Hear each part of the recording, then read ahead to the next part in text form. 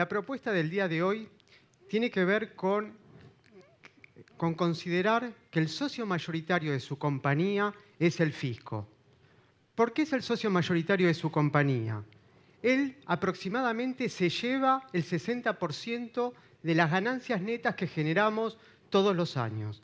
Es decir, si sumamos los impuestos que pagamos en concepto de ingresos brutos, tasas municipales, cargas sociales, internos, sellos, automotores, inmobiliario, y lo comparamos con la ganancia neta que genera la compañía, estamos en promedio en el 60% de la utilidad neta que generó ese ente.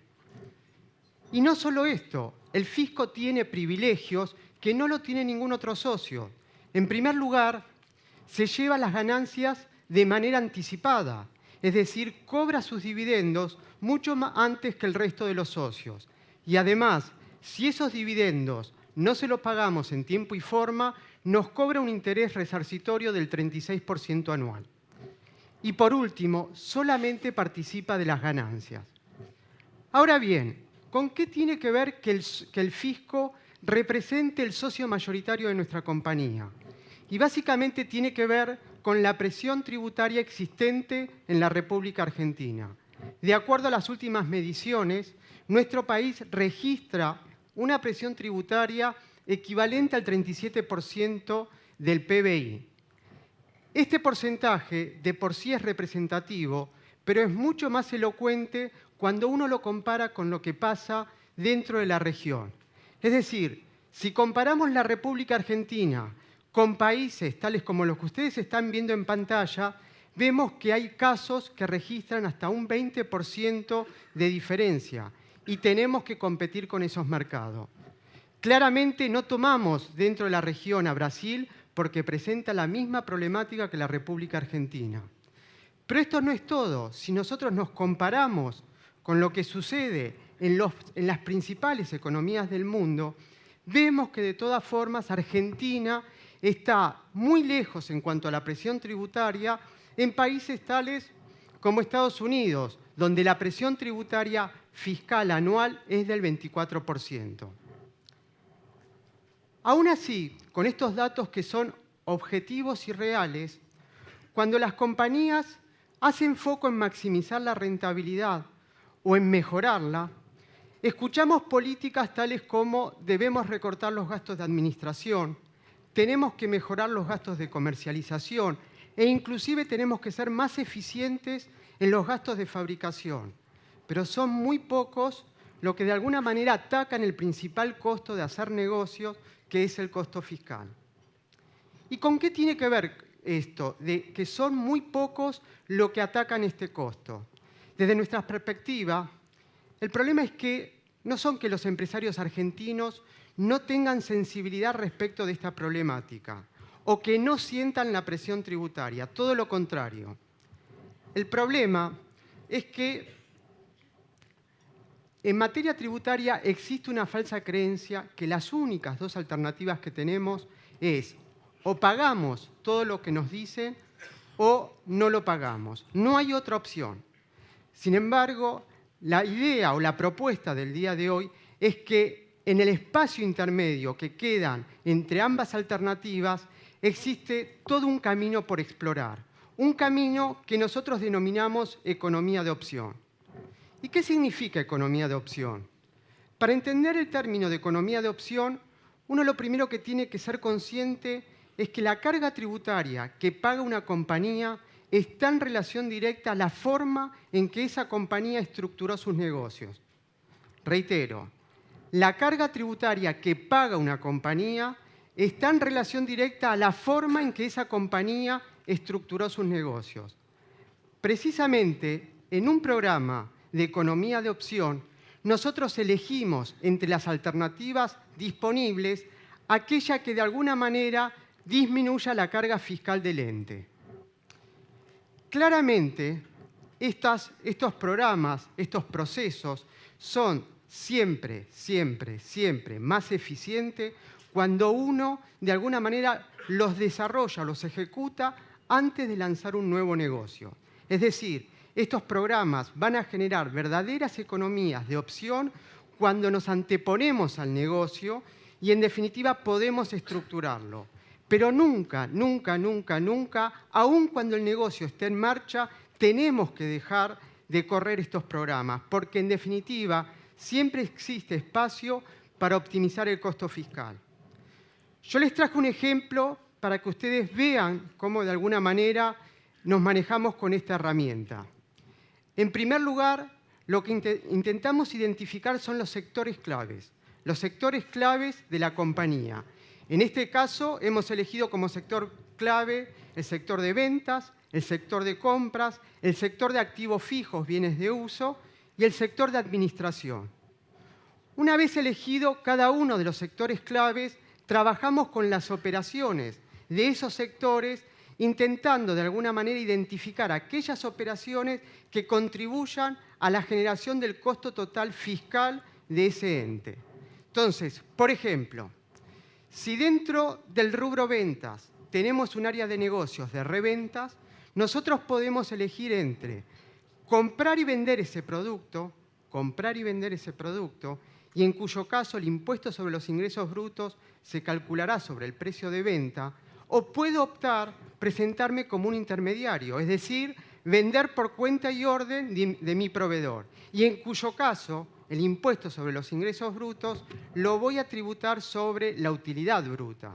En un caso, sobre el precio de venta, en otro caso, sobre la utilidad bruta.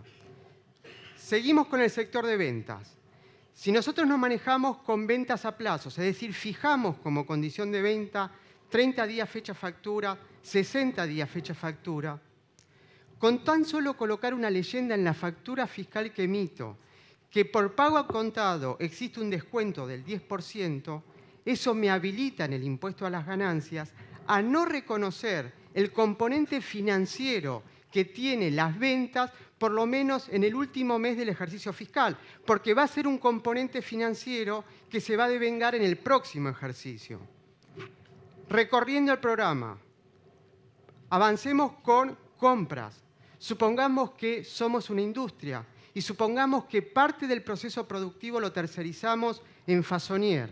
Acá es muy importante dónde localizamos los Façonnier, porque, por ejemplo, hay jurisdicciones como la Capital Federal que establece que si yo tercerizo en Façonnier que no están radicados dentro del ámbito de la Ciudad Autónoma de Buenos Aires, pierdo la exención.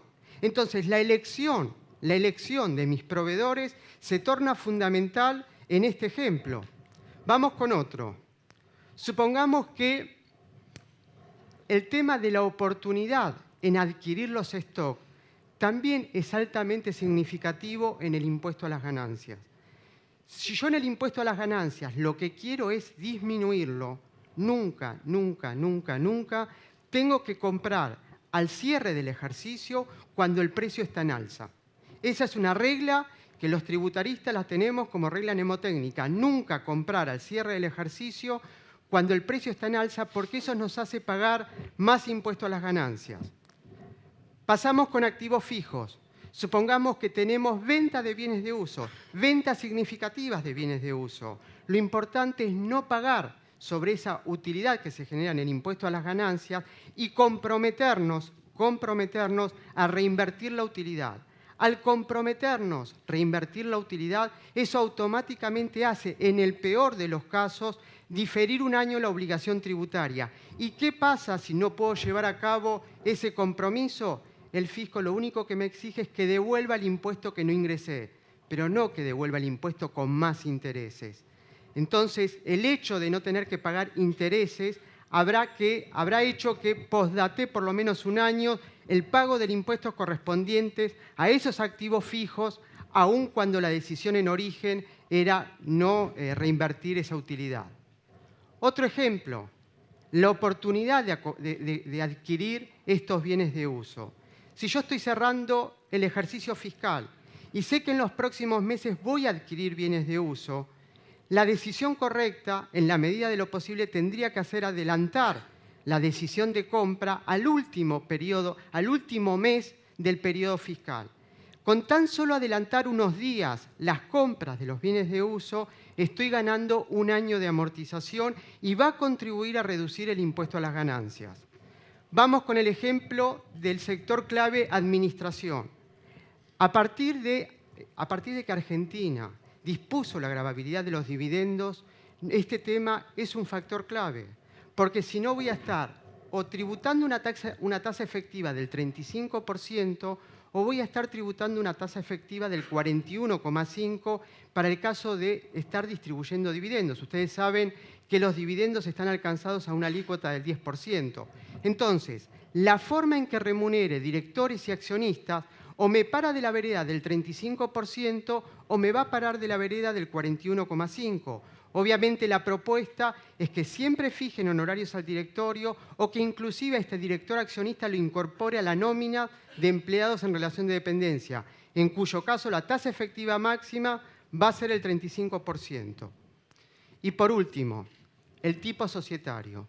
El tipo societario en materia fiscal es un factor clave. No es lo mismo para determinadas actividades ser sociedad anónima que ser una sociedad de responsabilidad limitada.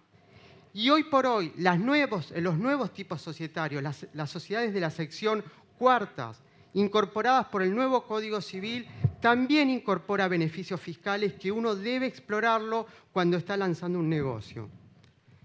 De alguna manera, con este ejemplo, lo que quise mostrar es cómo trabajamos en un programa que nosotros denominamos economía de opción.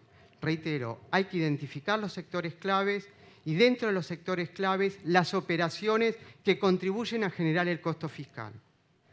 Por lo tanto, el mensaje que quiero compartir en el día de hoy es: seamos cuidadosos y solamente asignemos la ganancia a nuestro principal socio en su justa medida. Y para ello, periódicamente analicemos la forma en la que estamos haciendo los negocios, porque es decisiva para determinar el costo fiscal total.